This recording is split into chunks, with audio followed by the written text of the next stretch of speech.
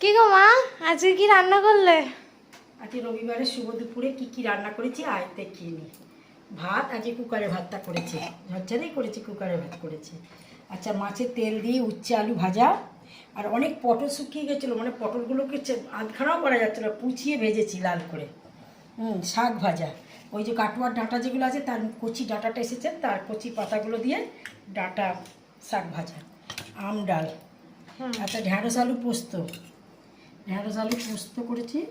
আচ্ছা, আর বাটা মাছ দিয়ে ওই কাটোয়ার ডাঁটা কচি ডাঁটাগুলো দিয়ে আলু দিয়ে রাঁধুনি ফোড়ন দিয়ে পাতলা ঝোল আমার জন্য। কাটোয়াটা এখনো চলছে? কাটোয়া ডাঁটা 12 মাসই পাওয়া যায়, সবসময় চলে।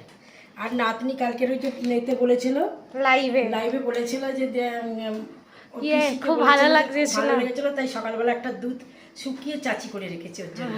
যাবো নিচে গিয়ে দিয়ে আসবো। আর এই যে শশা, লেবু পেঁয়াজ নিরামিষ, আজকে আম তেল করলাম আবার একটু। তোমার কাকু বলছে নিরামিষ একটু আম তেল করো, মুড়ি টুড়ি দিয়ে সন্ধ্যেবেলায় খেতে খুব ভালো লাগে।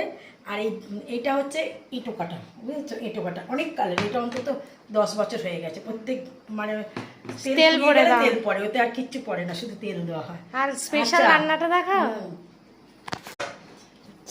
চিংড়ি মাছ বাটা দিয়ে চিকেন তৈরি করা হয়েছে।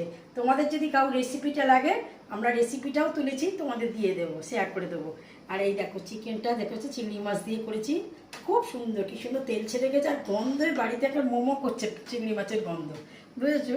তাহলেও আমি তো খাই না, ওই জন্য আলাদা করে বাটা মাছের ঝোল করেছি। এই সমস্ত রান্নাবান্না কথাবার্তা যদি ভালো লেগে থাকে তাহলে একটা লাইক করে দেবেন, একটা শেয়ার সাবস্ক্রাইব করে দেবেন। নমস্কার।